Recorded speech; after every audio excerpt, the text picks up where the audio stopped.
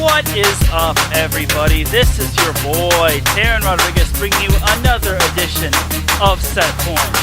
We have ourselves a big show today. Would you like to know why? We have ourselves another guest.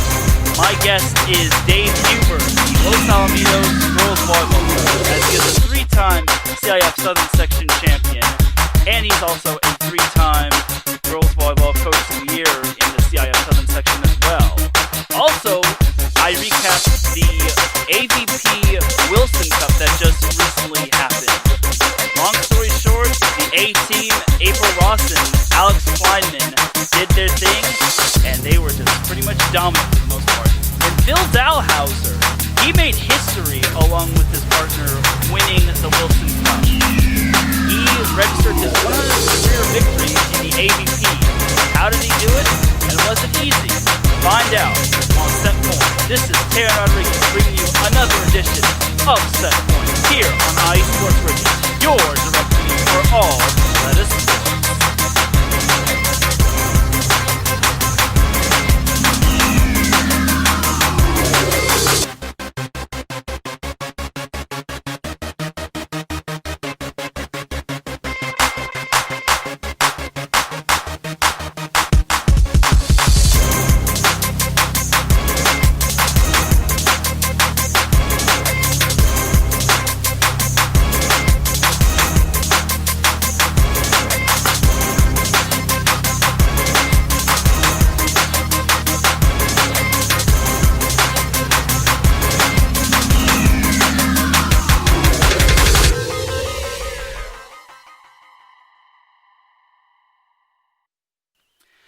And welcome yet again to another edition of Set Point. My name is Teran Rodriguez. I hope you are all having a great Tuesday afternoon.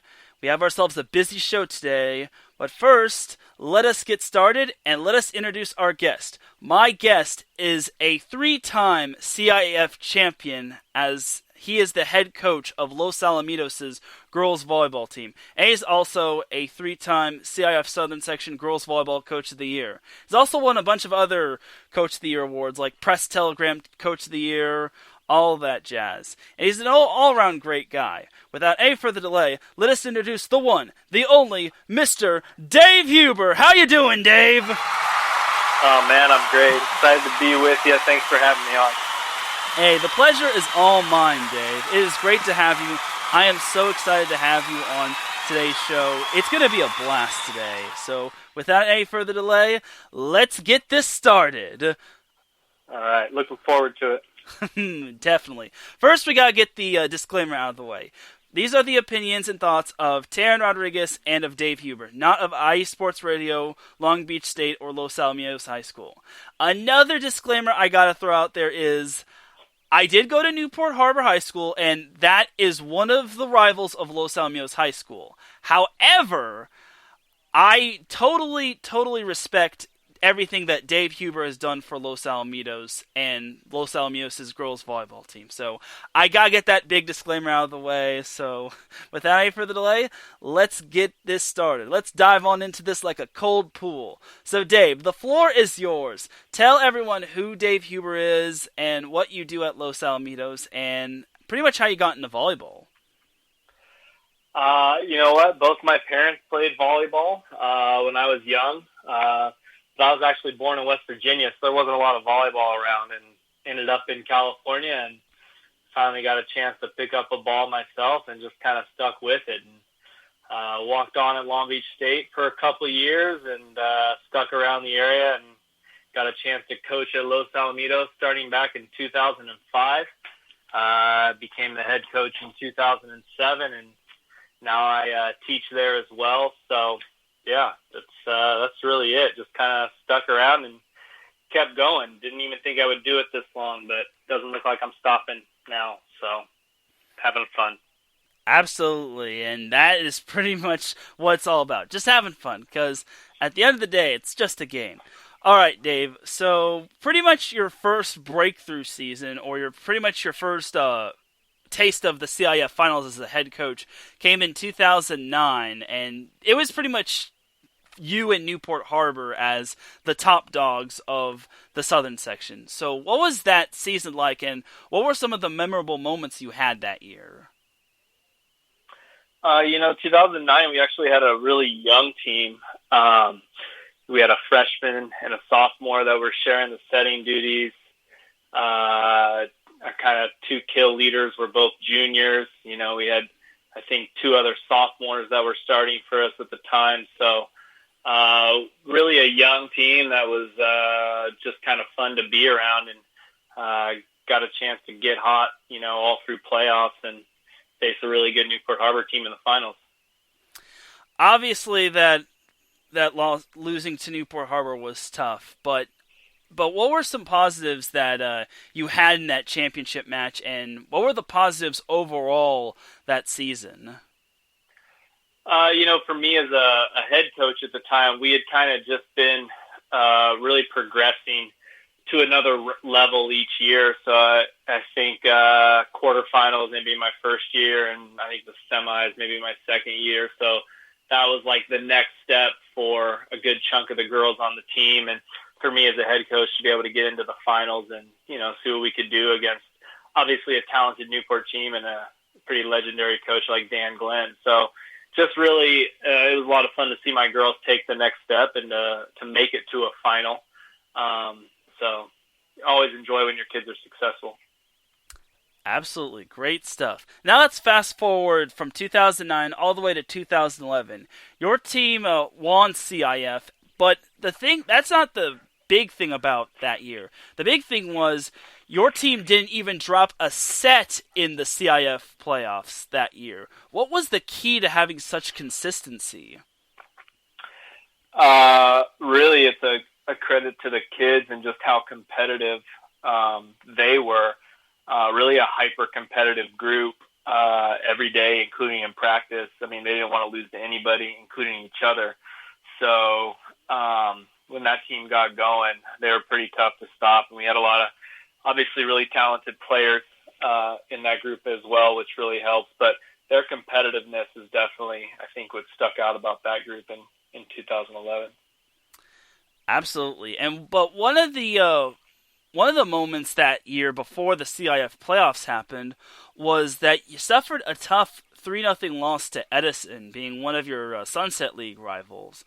Do you think that might have been the turning point of that season toward the playoffs? Definitely. I mean, that group was competitive and talented, but I mean, they fell asleep a couple times. I think we only lost 3 times, but all 3 times we lost, we actually got swept.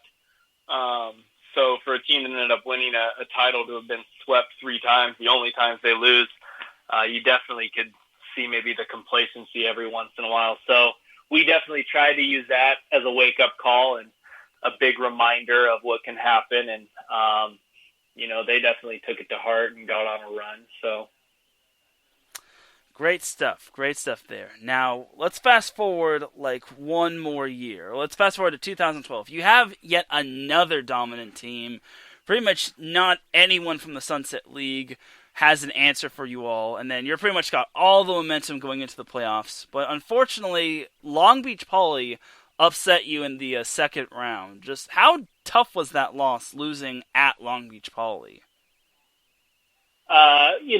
Playing a team as athletically gifted as Poly was that year, I mean, they're capable of beating anybody. So, and that's one of those years that we had moved to the competitive equity type stuff. So you're playing all the best teams every round. There's, in the Southern Section playoffs, not really an easy out anywhere, especially in that top division. So, losing, it's not a surprise.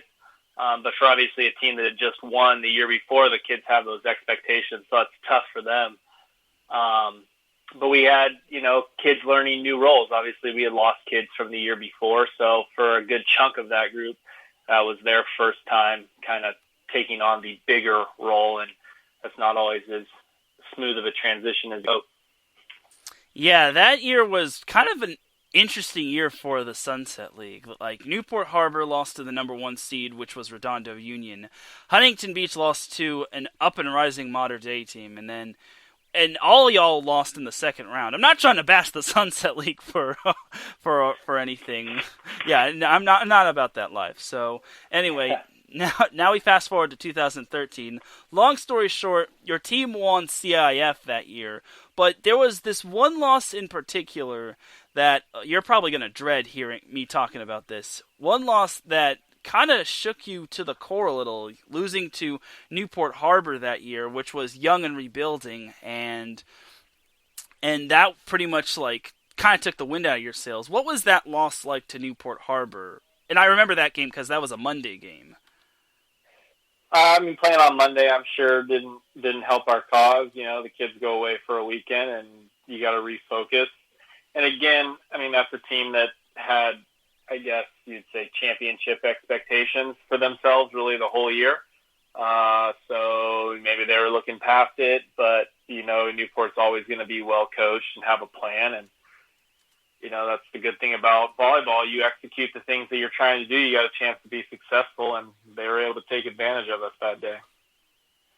Excellent. And what can you say about your relationship with Dan Glenn, and pretty much what have been your favorite Dan Glenn memories? Well, I definitely enjoyed being able to get revenge the second time we faced them in the finals. You know, they got us the first time, but the next time in the playoffs, we were able to get them. But I mean, he's coached at such a high level for such a long time. I mean, regardless of the sport, you know, it's something you have to appreciate in high school athletics to make the commitment to kids as long as he's had. So I think all of us really appreciate that. So, yeah. Absolutely. Definitely a great guy. As many of us call him Biggs. So anyway, after that loss to Newport Harbor, you pretty much decided to run the table in the league. You basically only lost one set, and you pretty much were dominant in the playoffs for the most part. Did that loss wake you up, and what did you say after that loss to Newport Harbor? I mean, you can't always share those things that are said after a loss or during one of those matches, but, I mean, it's always a situation when you have a team that is as talented as that you got to let them play their way into form sometimes. And if you look at some of the kids that we've had, even in 2011, you have kids playing out of position, and because you're trying to get all your talented kids on the court. And, you know, even in 2013, I think that was Chrissy's third position in 3 years. She played middle her sophomore year and opposite her junior year, and then she was playing as a sixth rotation outside all of a sudden her senior year. So those little bumps in the road are going to happen as people, like I said, are always kind of feeling out new roles, and, you know, you have a bad night once in a while. So for them, they definitely had the confidence, and once they got going, they were able to push through for a title. Great stuff. Yeah, Chrissy Jones is definitely a dominant force. She was definitely a dominant force for Los Alamitos in all her years with the Griffins. So my question to you about Chrissy is this: what has it been like seeing her play at the AVP level? And she has been kind of on a tear, placing in the top 5 a couple weekends ago, and then top 7. She finished 7th last weekend. So what's it been like seeing Chrissy do big things at the next level? I mean, can't be more proud than to being able to be associated with Chrissy Jones coming through high school. Always one of the most respectful kids, and then going on to see her in the Pac-12 and now on the beach. It's really awesome, you know, as a coach to, like I said, see your kids be successful. That's kind of the best reward. But for Chrissy, I mean, I just mentioned the position changes in high school and just how talented she was, going from playing middle her sophomore year on a team that won CIF to being a sixth rotation outside her senior year and CIF Player of the Year on a team that won CIF. So then she goes to college, and, you know, she's able to play on the pin at Washington, and then on the beach, you know, being an All-American both indoor and on the beach. Just, I mean, she's shown her versatility throughout her whole career, and now kind of moving from the collegiate stuff on to making a splash on the AVP last year and being in the top 8, I guess, with the rankings this year. It's pretty cool to see. Absolutely, and she's definitely gotten to play some stiff competition, such as Sarah Hughes, which was also a dominant player back in her high school days, and she obviously Yep. got to face April Ross, which I'm not going to go into that. I think we all know how good April Ross is. Okay, so No shame in losing to some of the best. mm-hmm. So anyway, back to you and Los Alamitos. So you kind of hit a little bit of a rough patch back from 2014 all the way to 2017. 2016, where you pretty much couldn't get out of that second round. What was frustrating about that? And was there like a little bit of a challenge in like a little bit of a rebuild? I mean, it's high school, so for a lot of teams, your best kids graduate every year. So there's always a challenge in rebuilding, I guess, because you very rarely get a chance to bring a whole group or the majority of your group back, at least not in the same roles. So there's always that challenge. But other teams were really good, and other programs were kind of on the rise, and I think it speaks to how competitive volleyball's been, in the county and in the southern section, that, losing in the second round, you're still losing to a team that could possibly be ranked in the top 20 in the state, or even like a national ranking. There's just a lot of good volleyball around. So, it's just part of it for high school.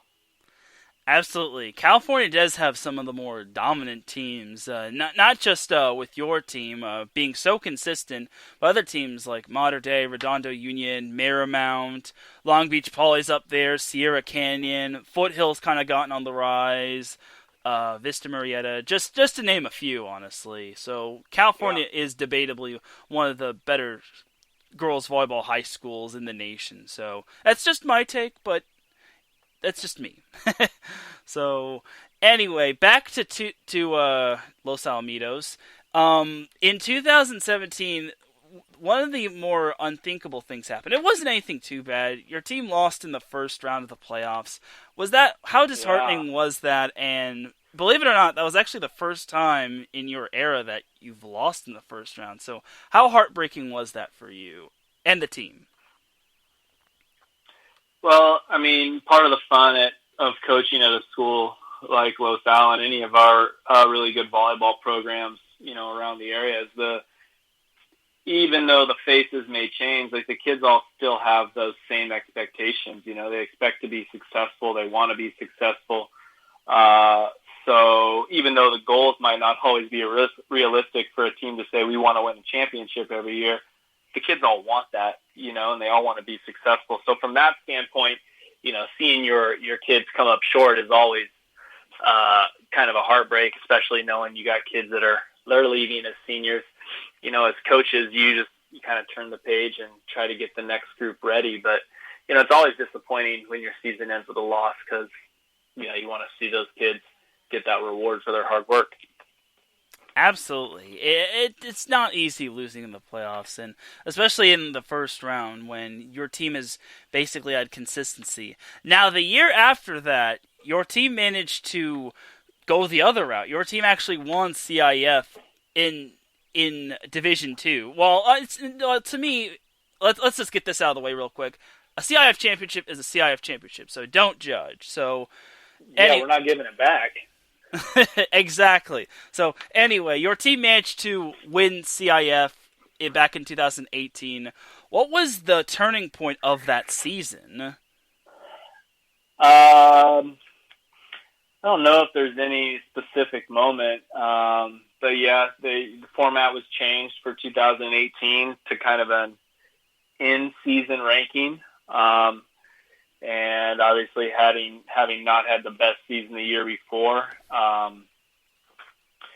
we weren't necessarily ranked very high to start the year or kind of throughout the year. We were just a little bit inconsistent, like I mentioned.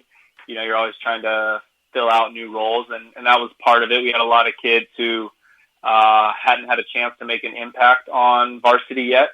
If I'm thinking back correctly, really just two of the kids on that team had played any significant time the year before on varsity. Actually, I think only 2 of them played any minutes on varsity the year before. So that team just took a little bit longer to find their footing. They ended up in Division II. And I don't even know that there was really a moment in Division II. I think we actually got outscored in 2 of our matches that we came from behind to win in 5, and won some close games, but got blown out in other games. So it was just kind of a grind for that group, and I guess they were willing to grind as long as it took. What you mentioned, one of the 5-set matches that you had. One match that stands out in particular was the Beckman game in the second round when you all faced Beckman, and that you pretty much were on the verge of, I wouldn't say on the verge of losing, because I knew you weren't going to lose that easily. I'm not trying to be the I called it guy. But I don't know if I knew it in the middle of that match, but I appreciate that.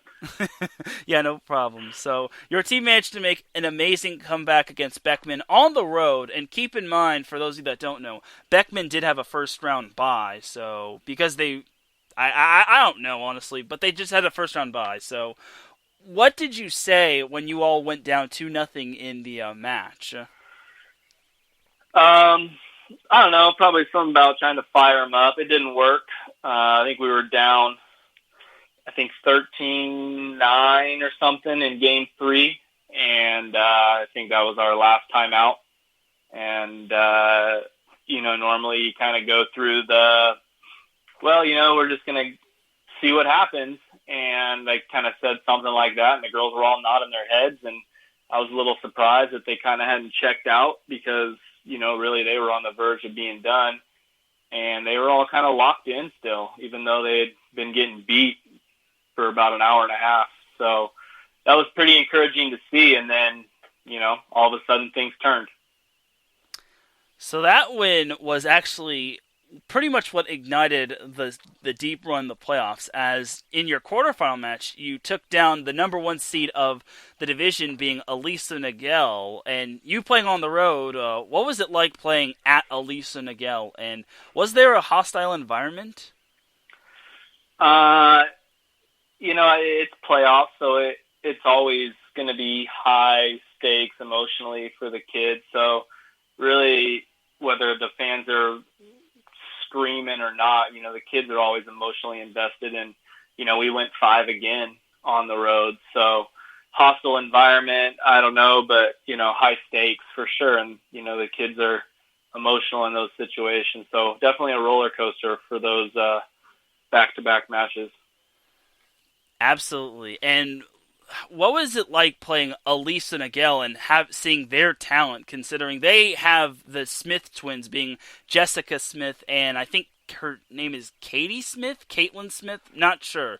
But those 2 are NCAA bound, going to be playing at UCLA and USC. So what was it like facing the Smith twins and Elisa Nagel as a whole? They were really talented. I think they were also on the younger side as well, and they had a really great season.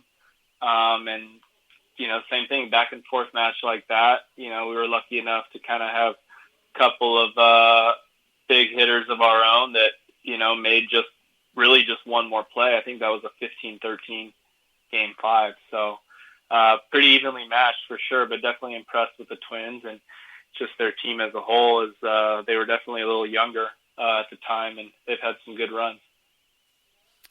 Great stuff. So after your team won the I actually do want to talk about the semifinal match. You finally got to have another home game in the semifinals. And let me just tell this to all the listeners out there. Los Alamitos' student section is pretty hype. Like, what was that feeling like coming back to your home gymnasium and being welcomed by those cheering, screaming students of yours? For sure, after back-to-back 5-game matches on the road, I think the girls definitely knew that they were gonna have a full house for the semifinals at home. So they were excited. I fully expected it to be pretty loud in there. So we were definitely feeling confident at that point, having gotten through those 2 matches, and then just an added bit of confidence knowing it's going to be at home with our fans willing to show up and cheer. it was exciting. So before we get into the finals matchup in 2018, let's talk about a little of the Division II as a whole. Do you think there was a whole lot of parity in Division II as some of the seeded teams like fell in like certain rounds before like the quarterfinals and semifinals? Oh, absolutely. There's a ton of parity. Division II might have the most parity throughout it. And you look at Division I, and we have some really, really good teams in the Southern Section. But usually you kind of know over the last couple of years that Mater Dei and Redondo and, Marymount are going to be up there, and those teams are usually in the top four, and they have been. But that Division II group in the 2 years that we've done it, I don't think any team seeded in the top four has made it to the semis either year.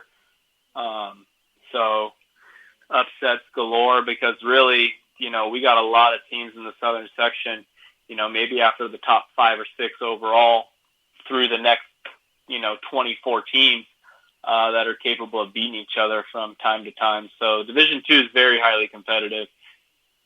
Absolutely. And you are definitely right. No team seeded 1 through 4 has gotten to the semifinals ever since this whole Division I and Division II dividing has gone on, which 2017 was actually the first year, and I think that's a great addition to the playoffs, because when it comes to that division, it gives like every team a chance. Don't you agree?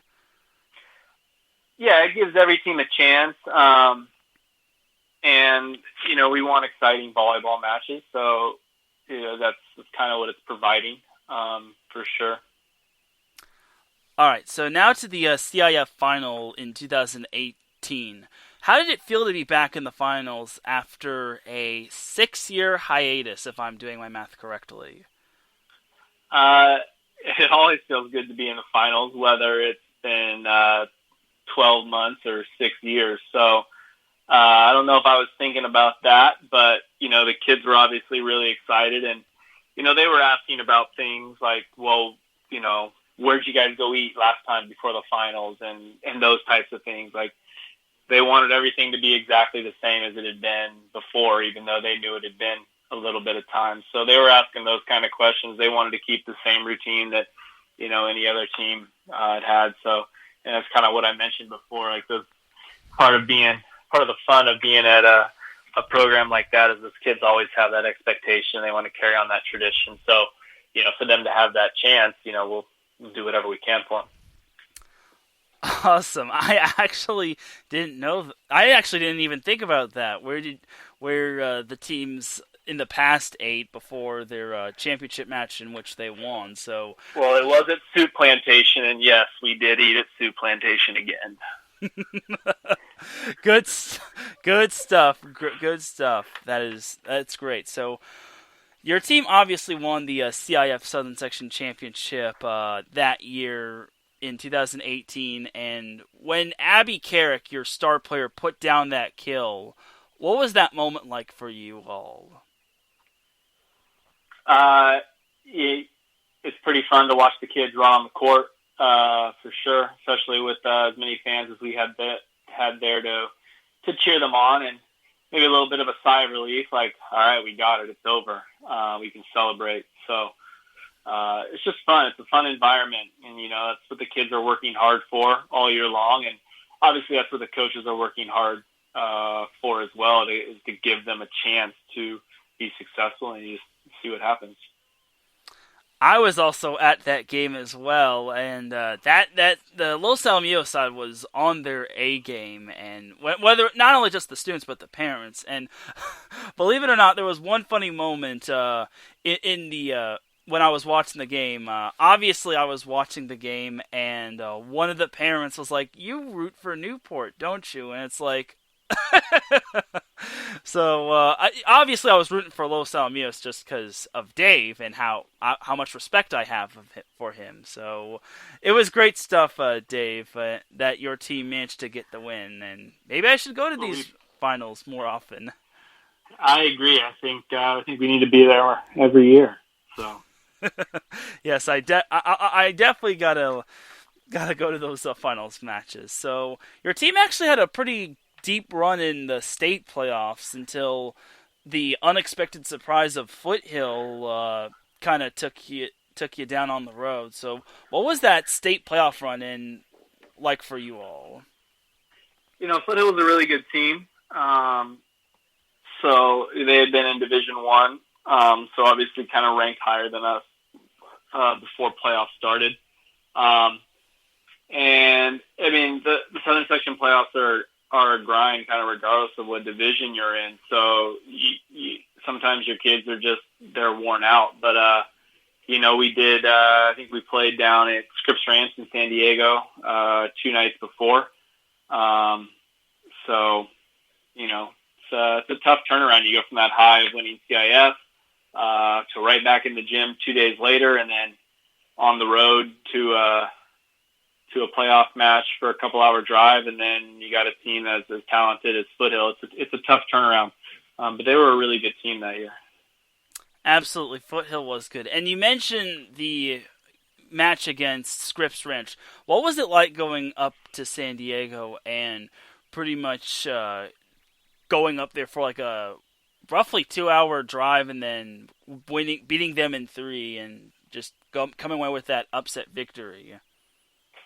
Well, the bus ride's definitely better on the way home, when you have that kind of victory. So, the kids were pretty focused and that sort of thing. So, like I said, in the playoffs, to just keep prolonging the season, it's always a good feeling.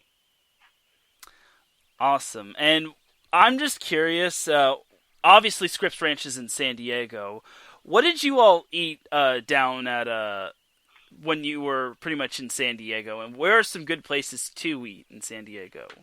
You know what? I don't think we stopped. I think that was probably a sandwich trip. I think they probably ended up with boxed lunch for that one. So I got no tips for you on that one. I'm sorry. It's all right. That was my bad, but it's all right. It's all good, Dave. All right. So last year, your team obviously had some expectations with some of the better players returning, such as Abby Carrick and your libero. Oh God, Jacinda came back. Yeah, Jacinda Ramirez. Yeah. So what was that like, having high expectations going into that year? We definitely hoped for maybe a little more consistent season, but dealt with some injuries. We lost a player that we were expecting a lot from to an ACL before the year. Abby missed some time with an injury, and Jacinda missed some time with an injury, and probably had a different lineup out there pretty consistently. So that team just struggled to be able to find its footing health-wise, and for us to be able to put the same lineup on the court every night. But that happens from time to time. So disappointing we couldn't make a longer run, but it's part of it. Absolutely. And despite all that happened with the injuries and the shuffling of the lineups, how were you all able to stay consistent and not get too high on the wins, but not get too low off of the losses? That's kind of part of the season of, we play Tuesday, Thursday, and they get used to the routine. You come in and you practice, you play, and turn around and do it again. And part of the high school season that's really tough is there's so many things going on, like the practice play schedule, and also the fact that they're sitting at a desk for however many hours, periods 1, 2, 3, 4, and 5. Then they change their clothes and maybe grab a snack, and then they got to walk right in the gym and practice. So there's a lot of different kind of things that can go on, and a bad day can be contagious. And a good day can be contagious as well. So it's just really about trying to stay positive and, keep pushing towards team goals or individual goals, kind of whatever the situation might call for, to kind of keep them moving forward. So Dave, you've coached at Los Alamitos for pretty much 12 years. What has been the key to just being consistent year in and year out? A lot of it is on the kids to, one, have that competitive drive and to have high expectations for themselves. And you really got to get buy-in from your players. I mean, there's plenty of different ways to go about coaching, and, different schemes and strategies and things like that. But if the kids don't buy into it, things don't always come together. So, we try to do a really good job of keeping them together in the off season, whether it's with our beach stuff or just some competitive stuff in the weight room, or whatever we can do dodgeball wise. Keep the kids around each other and kind of focused on that sort of thing, the camaraderie of being a high school team and seeing each other every day. And these are the kids you kind of grow up with. So that's how we try to do it. That's how we try to keep it consistent. And sometimes it works and sometimes it doesn't. Great stuff there. So obviously you've coached there for 12 years. What has been the culture of your program ever since you first came on as an assistant coach? My first year in 2005, it was the first time I had coached girls, and I wasn't really sure kind of what to expect. But they were just so talented and so competitive. That was, a really pleasant surprise. And, our female athletes have always been very highly competitive.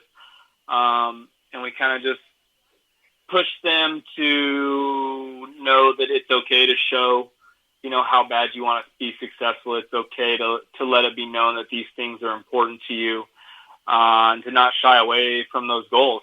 You might come up short, but, this is kind of what it takes if you're looking to be successful and not kind of backdoor your way into it. So, we start with that, and, our school has a really good culture, and they really promote a lot of not just our athletics, but, everything, the activities that we have on campus, our performing arts programs as well. I think being a one high school district definitely lends a little bit of extra community support. Everybody kind of in the area is looking at the high school programs as, a place they might be at someday. So that helps as well. And, we've had some talented athletes that we've been lucky enough to coach at Los Al that have definitely helped keep the program strong and keep the expectations high and keep that culture where it's at. I totally agree with pretty much everything you say, and I definitely see it in terms of like social media. And whenever I walk on the campus of Los Alamitos, Los Al and their ASB really do a great job of promoting, because promoting is key, not just for like athletic events, but for all events in general, and pretty much PR and just promoting and everything like that is important, so that you get like a big crowd and that people go to these events. So I definitely got to tip my hat to Los Al and pretty much the great job they do in terms of promoting, in terms of like making posters and just spreading the word on social media. So definitely. I've been very lucky to have the support that we've had over the years. So. Absolutely, and it's definitely showed as well. So now that you mentioned some of the players at Los Alamitos, who have been some of the more memorable players that you've coached? Oh man, I guess going back to my first year, Rachel Moss, who went on to Duke, and Gina Urango, who went on to USC and now on the AVP as well. Those kind of the group that I came in with. I think my first year at Los Al, we had 14 kids and ended up playing Division I volleyball on that varsity team. So been lucky enough to coach a lot of them. Emily Hartong as well, who's partners with Gina on the beach, former All-American herself in college. Justine Wong-Orantes, national champion in Nebraska. She was actually a 4-year setter for us and became an All-American libero at Nebraska. I think JoJo Schnabel was Player of the Year back in 2011. Same thing. She went to North Carolina as a setter, but she actually played outside hitter on that championship team and was Player of the Year. Just been impressed with a lot of the versatility that we've had. We mentioned Chrissy Jones and even Abby Carrick this last year. She played middle before she came to high school, and played right side, and then, became an outside for us. Julia Patterson, who just got done at Arizona, was a Press Telegram Player of the Year and, had a really good career as a starter at Arizona as a setter. And plenty of other kids, along down the line that I've been lucky enough to coach. So, just extremely blessed to have had so many athletes that have worked so hard, not just been talented, that didn't kind of come in the gym to just see what happens. A lot of those kids have worked really, really hard to get where they've been. Great stuff, Dave. One player that is definitely on the rise and that's definitely been making waves in terms of the high school girls volleyball scene is Allie Livingston. She is your setter. How much growth has Allie put in terms of her? I think she's been on varsity for 2 years, maybe 3. Yeah, she was the setter that 2018. I was a sophomore. I don't think she had maybe the expectations for herself, and obviously she's not that big. But, we really liked the way she carried herself on the court and kind of got to playoffs. And so we're going to throw you out there and see what happens. You're going to run a 5-1, and she could barely get her hands over the net, but, got the job done.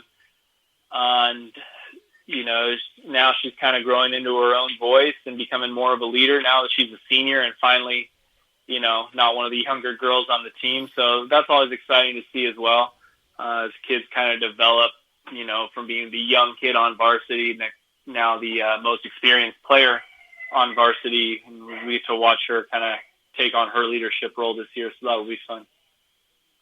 Great stuff, and she's definitely made the jump from her sophomore year when she was on that CIF team to pretty much now, and it's definitely going to be exciting to see her pretty much grow and pretty much lead Los Alamitos. So for this year, CIF, the girls volleyball season will be starting until December. What is that going to feel a little weird for you all as opposed to starting in like August? It's definitely going to feel weird. We're used to having that break off over Christmas, and obviously that's most significantly typically our club season. So there's going to be a lot of interesting points about the upcoming high school season and scheduling and officiating and all sorts of stuff. So it'll definitely feel different. Yeah. I totally agree. So back to some of your moments as a head coach. Who have been some of your more memorable coaches you've ever coached against? Obviously Dan Odell's been really successful over the last couple of years, and Dan Glenn as well. And I always enjoy coaching against guys that I know and I'm friends with, like Craig Pisani and Mike Wadley and things like that. And Tommy does such a great job up at Redondo. It's fun to go out and, as coaches, we're competitive too. You're hyper competitive during the match, and then when the match is over, to be able to go and just, have a conversation like normal, kind of put those things behind you. So that's definitely been, some of the fun times over the years. In terms of coaching, who inspired you as a coach, and who helped you pretty much get your first start in terms of coaching? My dad taught and coached volleyball when I was younger, so I guess that was always kind of a thought in my head. And then I know I didn't want to stop being around volleyball even though I was done playing, so wanted to get into coaching. And a guy that I played with at Long Beach, Paul Munoz, his brother was a coach at Los Alamitos, Jimmy. So he kind of brought me on and haven't left since. So kind of how I got into it. Pretty much. And once that volleyball bug bites you, it doesn't go away.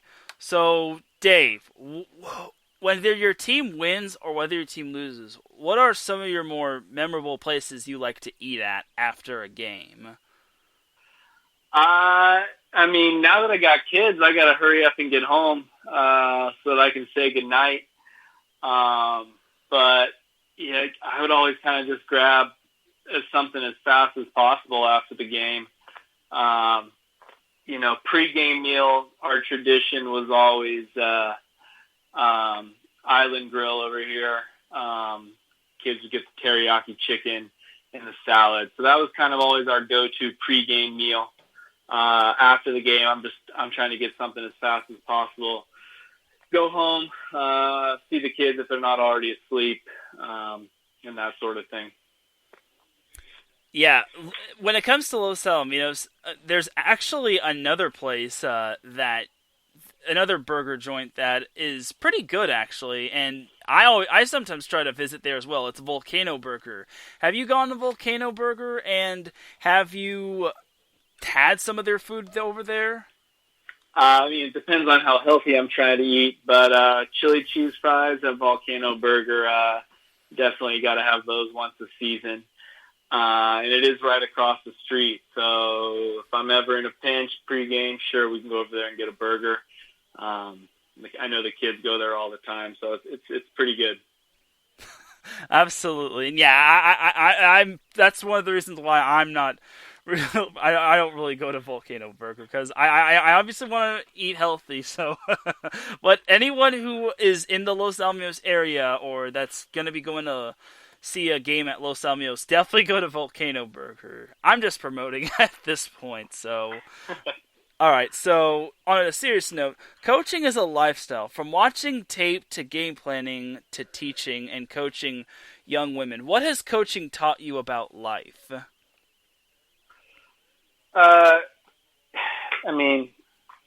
About life is just really trying to continuously adapt, I guess. I'm definitely not doing the same thing coaching-wise that I did my first couple of years as a head coach. Kind of the same thing teaching and parenting as well. You're always trying to not necessarily change the things that you're doing, but just looking for maybe new ways to do the same thing or ways to improve upon what you're doing, just kind of that continuous improvement. That's what we preach to our kids. So you got to take a little bit of that to heart to yourself as well and kind of look for those ways to be better or maybe look to those things that might be new that you want to learn more about.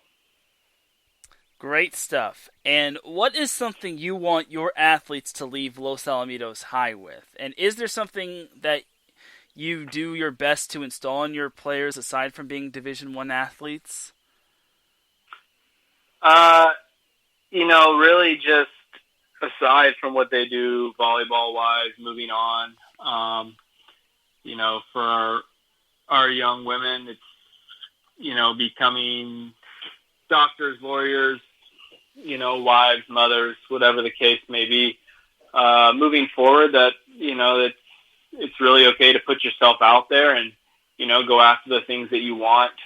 You don't have to kind of hold back or worry about offending anybody because you're competitive and that you really want something. And it's okay to really put yourself out there to go after those goals. And that's kind of what we preach, throughout the year. And sometimes that leads to a championship, and sometimes that leads to kind of that heartbreak moment at the end of the year. But they're always stronger for having pushed themselves as far as they can to try to achieve that goal. They're going to be successful because of those lessons they've learned, later in life. Couple more questions here, Dave. Sure.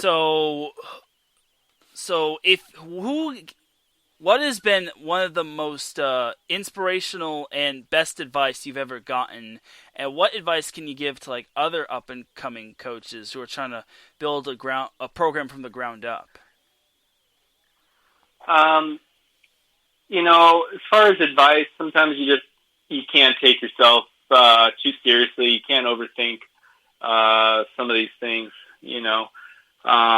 It's hard when you're coaching. You got to have a little bit of an ego because you're trying to convince all these kids that what you're telling them is the most important thing at the moment. But you can't really get stuck thinking that way all the time. You got to allow for some mistakes here and there, and you got to allow for some differences from year to year, and you definitely can't think that your way is always the best way, even though that's kind of what you're trying to get across.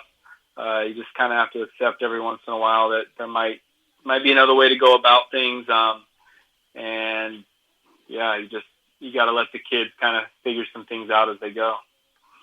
As far as, trying to, get into coaching and build that program from the ground up. It's consistency is important, and even though it might be the off season, the kids are off doing clubs, just kind of a reminder that, they're going to be coming back to the high school program. So I think those little things that you can do really in the off season to kind of keep the team culture going, to make them excited about what's coming up, and kind of growing as a team together, I think is important.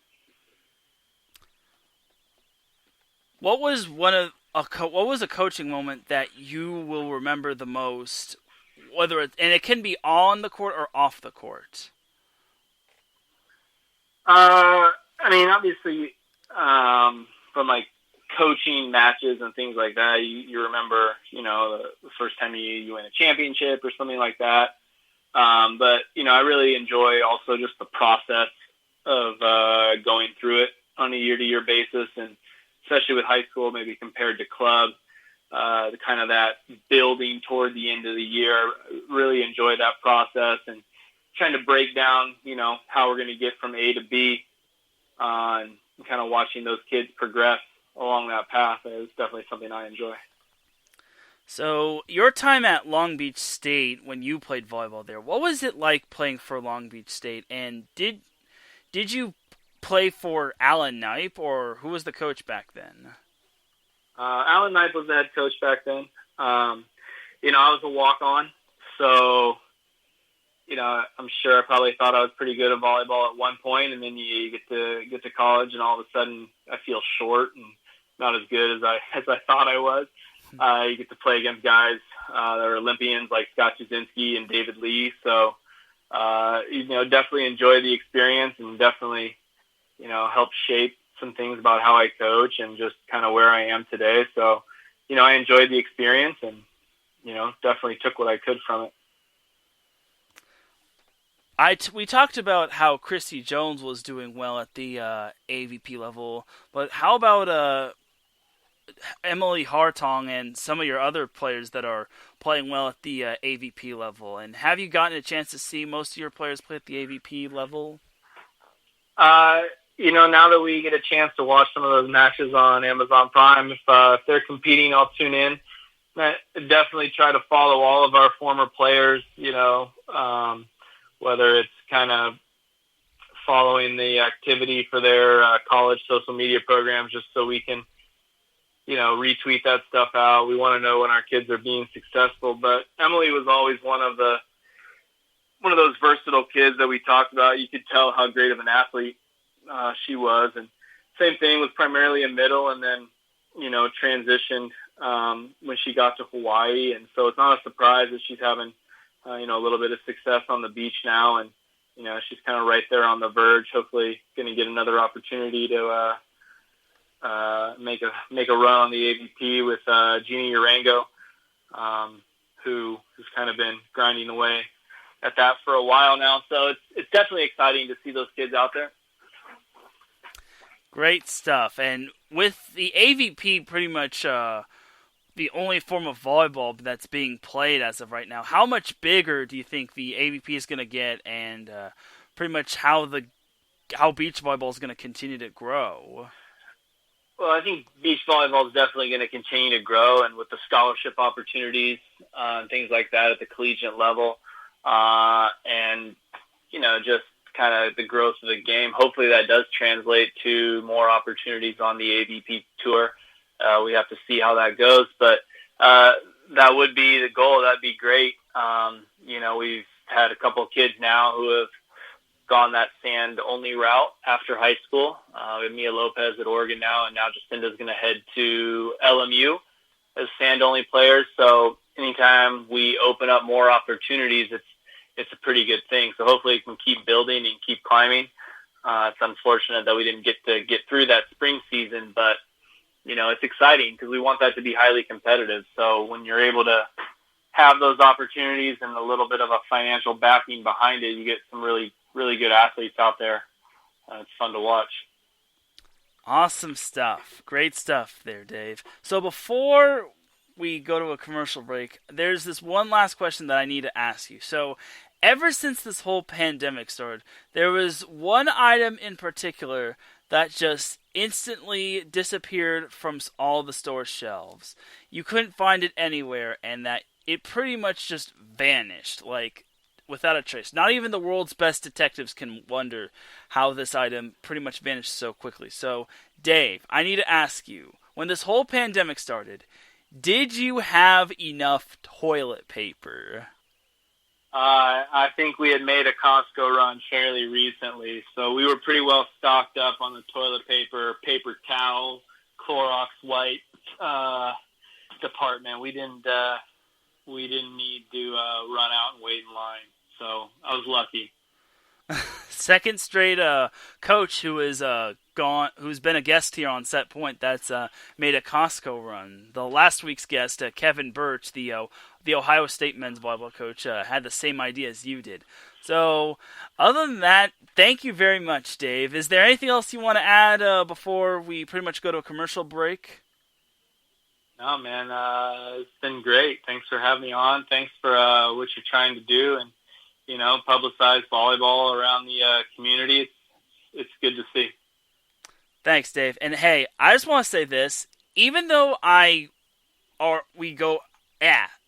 my alma mater is the rival of the school that you coach at, I definitely appreciate and I highly approve of everything that you do at Los Alamitos. You do such an amazing job with that team. It's just so amazing that you consistently, year after year, you've been getting wins despite having gone through graduation of certain players and having roster overturn and all that, and despite having to face all these tough teams going on and all this other mumbo-jumbo. Like, you, Dave Huber, have done such an amazing job for Los Alamitos, and you've turned them into a perennial team to watch for, so you definitely have my respect, honestly. Thanks, man. I really appreciate that. Absolutely, Dave. So, on that note, we're going to head to a commercial break. When I come back, I will be recapping the Wilson Cup. Dave, stay on the line for a little bit as I am going to give you a proper goodbye. So, when we come back, sure, I will be recapping the Wilson Cup, and we have some milestone alerts for not only a certain AVP player, but a certain volleyball show. So, you're listening to Set Point here on IE Sports Radio, your direct feed for all that is sports. We'll be right back after this. Drivers, start your engines.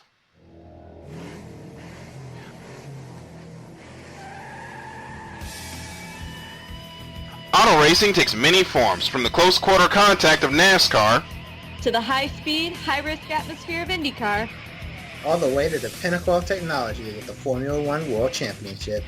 No matter if you prefer the high banks of Daytona, the concrete canyons of Long Beach, or the flowing curves of the Nürburgring, the international language of motorsports is simple. Go fast, run hard, and come home first. So join us, myself, Darrell Kinsey Jr., Lolita Camello, and Michael Ward, on a world tour of all the best motorsports has to offer on the Extra Mile, Thursdays at 7 p.m. Eastern, 4 p.m. Pacific, only on your home for all that is sports, IE Sports Radio.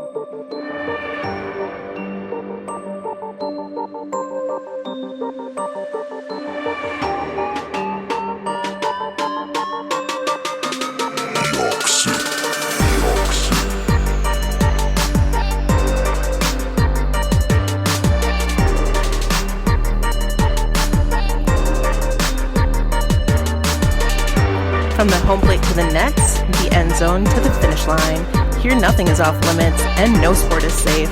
Not what it seems with your host Caitlin Seam, bringing you sports like you've never heard before. Catch me Thursdays at 5 p.m. Eastern, 2 p.m. Pacific, right here on IE Sports Radio. The only question is, are you ready?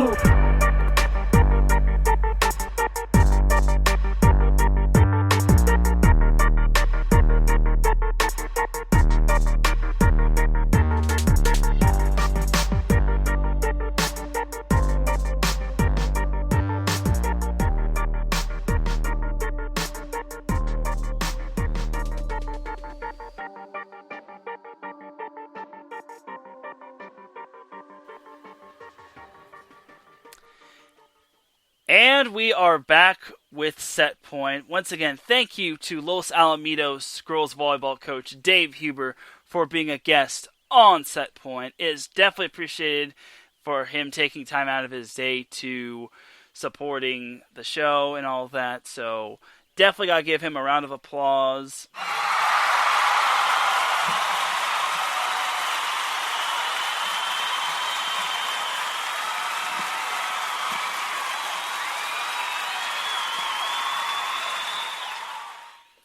So now that the interview is out of the way, we still have pretty much a half hour left until the next show comes on. So let's recap some AVP. And honestly, I'm just having fun with the sound effects, honestly. So pretty much, so quick and dirty for the Wilson Cup. April Ross and Alex Kleinman won the Wilson Cup on the women's side, and that to me was no surprise, honestly. As for the men's side, it was Phil Dalhauser and Nick Lucena who won on the men's side. And like I said earlier, Phil Dalhauser, aka the Thin Beast, made history as he won his 100th career AVP beach volleyball match. So that was definitely huge for him, winning that. He and his partner Nick Lucena swept the final matchup. It wasn't too much of a surprise, honestly. They beat Taylor Crabb and Jake Gibb in the final 21-9, 21-15 to win the Wilson Cup. It's also their second straight AVP event. And again, it was really cool to see Phil Dalhauser win his 100th win. So that's definitely huge right there. And obviously, he'll go down as one of the greats in beach volleyball. However, it's going to take a little while to get to Karch Curley. I pretty much probably butchered that last name, but it's going to take a while for him to get to surpass Karch. And honestly, but this is a huge milestone for him, and he's going to continue to grow. And no matter which partner he's with, basically he's gonna be continuing to be kicking butt and taking names. So that's huge on his part. And as for April Ross and Alex Kleinman, they actually improved to 8-3 in championship matches in any AVP event. So that's definitely huge for them right there. They're basically there's a reason why they're called the A team, not just because their first names start with the letter A, being Alex and April, but because they're just such a dominant force. They're basically the New England Patriots or Kansas City Chiefs if you're Dave Friedman, of the AVP. And speaking of which, I definitely need to give a shout out to the chat room. Big shout out to Larry B for checking into the chat room. Appreciate you checking in, brother. Also, another shout to another man named Dave Friedman, the host of the Kansas City Shuffle. Great to have you in the chat room, scoping out the competition, or scoping out, not the competition. Why did I say the competition? Just scoping out the show and all that. So definitely appreciate taking time out of your day and supporting the show. Also gotta give a shout out to Marcus Losgreat, who will be coming on later on in the day. He'll be coming on after my show with gloves off. And then also I gotta give a shout out to Pierre Moss, who said I sounded awesome. Pierre's been having a lot of live calls as of late, and for good reason, because he's gonna be getting busy with sports pretty much coming back. He's called soccer games, he's called baseball games, and soon he might be calling basketball games for all I know. So definitely check him out on the Mixlr account. So yeah, big shout out to you, Pierre Moss. So thanks for tuning in, everybody. I definitely appreciate you. So, back to the AVP. It was no surprise. Those were the number one seeds that won. Alex Kleinman and April Ross that won for the women. While, as for the men's side, it was Phil Dalhouser and Nick Lucena. So, as for the April Ross and Alex Kleinman score, they defeated Melissa Humana Paredes and Sarah Pavin 21-15, 21-19 in the finals. So, that was big on their part. I definitely got to give props to Melissa Humana Paredes and Sarah Pavin for Pavin, for whatever, however it's pronounced, for make it all the way to the final, because they upset Sarah Hughes and Wilsey, I forget her last name, Brandy Wilkerson. That's her name, Brandy Wilkerson. Those two, Humana Paredes and Pavin, upset Sarah Hughes and Brandy Wilkerson. So that was definitely huge on their part. I definitely thought it was going to be Sarah Hughes and Brandy Wilkerson in the final, but I guess they just ran out of gas. And something I definitely did like that Sarah Hughes did mention on Instagram is that she said on Instagram during a broadcast she heard Misty May Trainer. For those of you that don't know, Misty May is the GOAT when it comes to women's beach volleyball. She is one of the absolute greatest, and she was actually No, she wasn't. She was one of the players that defeated April Ross back in the Olympics. She partnered with Carrie Walsh Jennings, and she got to beat April Ross. But Misty May and April Ross did play with one another on Newport Harbor High School's girls volleyball team. They also won a national championship back in, I think it was 1999, I want to say. That was the year when Tom Pestalacci was an assistant coach for Dan Glenn. And hopefully we have Dan Glenn on the show as well. He definitely said he wants to do a show in the future, so keep your eyes and ears peeled. So, anyway, back to what Sarah Hughes said on Instagram. She said, during a broadcast, I heard Misty May Trainer say something so amazing today. She mentioned how important it is for all of us to have fun on the court during these tournaments. We are so lucky to have the opportunity to play, so enjoy it. I really took that to heart because I'm having so much fun with her partner, and we had some epic battles this weekend and stuck together throughout every play. Just love being on the court and playing again. Most importantly, having fun. See you next weekend.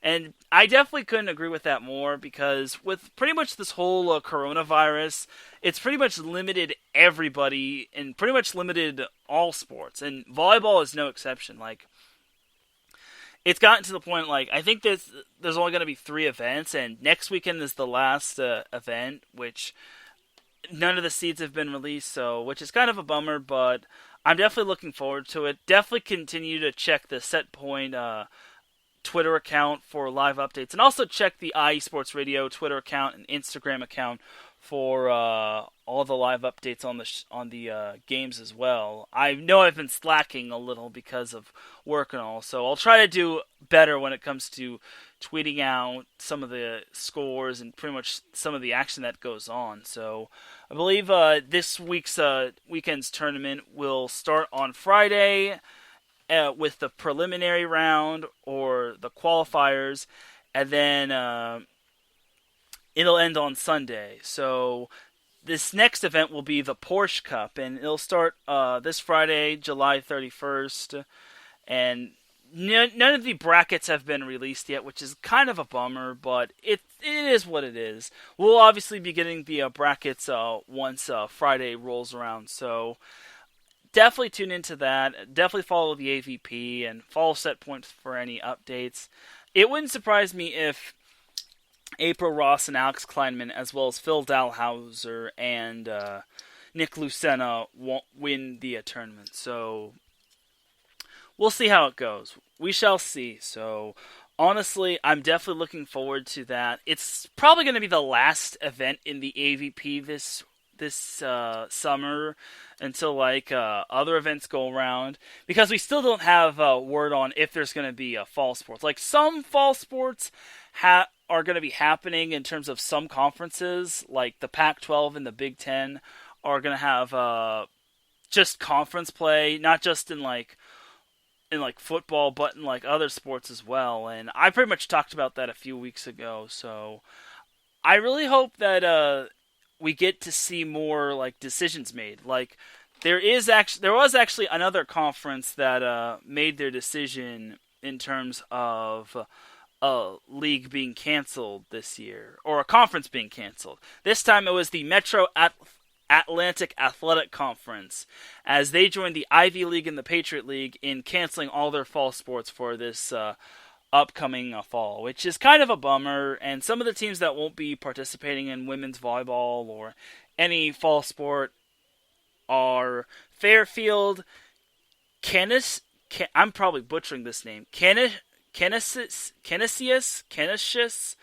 Ryder, Marist, Niagara, Quinnipiac, Siena, Manhattan, and St. Peter's. So those are all the teams from the Metro Atlantic Athletic Conference.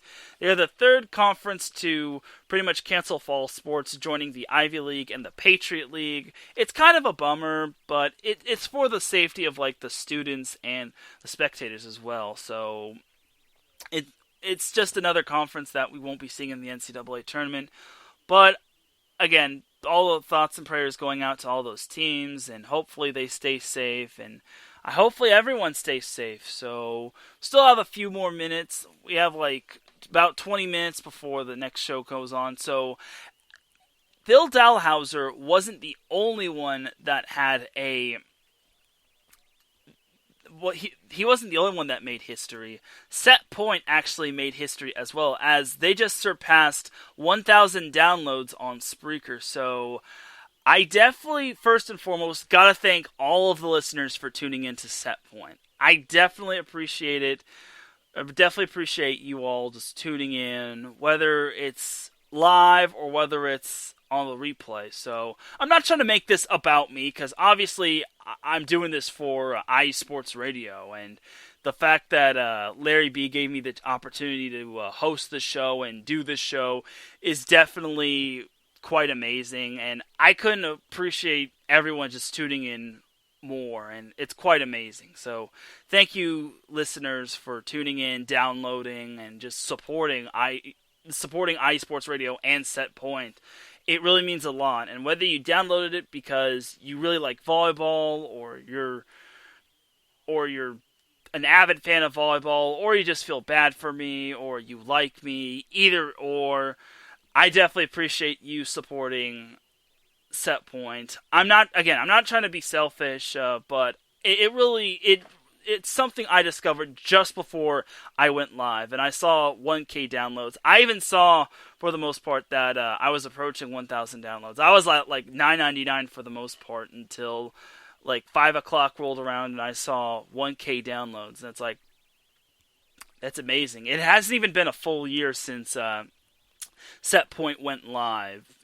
I started Set Point on September 30th, 2019, and it's currently July 28th, 2020, so it's barely been 10 months, and we're only on episode 47, so I definitely will try to do a 1,000 downloader special when it comes to this, but again, I couldn't thank everyone enough. There's obviously going to be a thank you in the description, and again, I don't have the words to pretty much say thank you. Not just for all the listeners, but for my teammates as well, helping promote Set Point. I obviously got to thank Larry B for helping me get this opportunity. He's obviously busy, so he's probably not listening. But if you are listening, Larry, I definitely appreciate it. And thank you to all my teammates. If you're still listening in the chat room, if you haven't gone away, I definitely appreciate you tuning in and supporting Set Point. Obviously, it's not easy to support a volleyball show, considering most people aren't really volleyball fans like I am or like all my guests are, but the fact that you're tuning in and you're supporting Set Point along with all the other shows on IE Sports Radio, it really means a lot to me. So thank you, and this applause button is for you.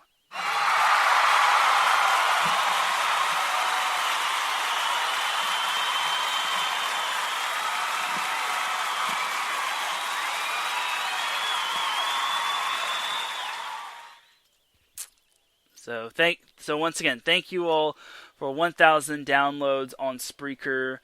Again, I'm not trying to make too big of a deal of it, but I definitely appreciate everyone's support, and yeah, it really means a lot to me.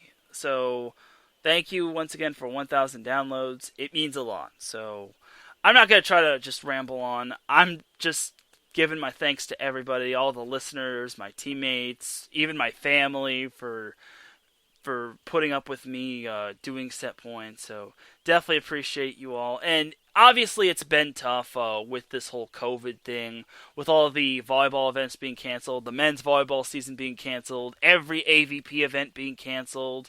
But I've just been trying to make do with what I've got, with trying to find as many many good guests as possible. Like, I'm not trying to find like random guests off the street. I'm trying to find some good guests, and I'm trying to keep Set Point going, because once this train is going, you better get out of the way.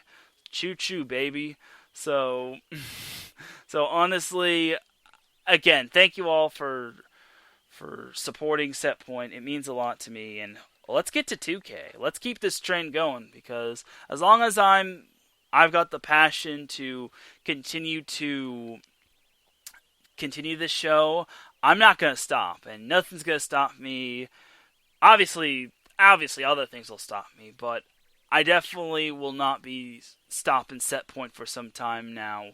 And once we get a sports back, I'm definitely going to be stepping up my A game, and I definitely want to continue to put out quality content in terms of volleyball podcasting and volleyball shows in general, and I ain't going to stop. Like, nothing's going to hold me back. Whether I do good or whether I do bad, I'm going to continue to be doing Set Point. And it's now that I mentioned it hasn't even been 50 episodes, we're getting close to episode 50, and I'm definitely trying to think of ideas for the 50th episode of Set Point. I know it's not too big of a deal when it comes to 50th episodes, but I definitely want to do a 50th episode special, just like how I want to do a 1,000 downloaders special. So we'll see. The sky's the limit with me, and I definitely will have a guest next week. And for episode 49, I'm definitely going to try to find me a really good guest. Who is this guest, you might ask? You'll have to wait and see when it comes to me trying to find this so special guest for episode 49. But on that note, I think we're going to wrap it up here with Set Point. Thank you all for tuning in. Thank you to my guest, Dave Huber. And again, thank you everybody for 1,000 downloads on Spreaker. Again, whether you just felt bad for me or whether you truly cared about me and my show, or me and the show on IE Sports Radio, I can't be using me and myself and whatnot. I definitely appreciate you all just supporting Set Point. So that's pretty much going to wrap it up with Set Point. Continue to follow everything volleyball-wise when it comes to Set Point. Follow Set Point on Twitter. It is at set_point IE. That's going to be on Twitter. There is no Instagram account for Set Point, but oh well. Then you could also follow me on Twitter at Teran Rodriguez 1. My first name is spelled Teran. Then my last name, Rodriguez, is spelled Rodriguez. And then you can also follow me on Instagram at Teran Rodriguez 1992. Basically, it's the same name as the Twitter, except after the 1, there's a 9, another 9, and a 2. And then my guest doesn't really use Twitter or Instagram or all that social media, so sorry. So I definitely appreciate everyone tuning in for this episode of Set Point. Thank you to Dave Huber. He and I are really good friends. Again, even though I am the super fan of the rival school of Los Alamitos, I've come to appreciate the greatness that Dave Huber and Los Alamitos girls volleyball has accustomed over the years, and it's tough to hate them. They're like the New England Patriots. Like, you obviously hate them, but you kind of like them for all that they do and how they continue their dominance throughout the years. So that's just my 2 cents. So thank you all for tuning in, and without any further delay, it's time to drop the beat, because I'm about to dip like a banana in chocolate. You feel me? Thank you everyone for tuning in to Set Point, whether you're listening on the live stream, whether you're listening on replay. I definitely appreciate you. Big shout to the chat room for tuning in. A big shout to Dave Huber for being my guest on Set Point. For Teran Rodriguez, this is me signing off from Set Point. Make sure to check out all of iSports Studio's other shows, and in about less than 10 minutes, Gloves Off with Marcus and Scrape will be going live as well. Thank you everyone for tuning in. Have yourselves a wonderful night. We will be seeing you all next week, and for those of you that follow me in terms of show-wise on iSports Radio, you'll be hearing me tomorrow. Have a great night, everyone.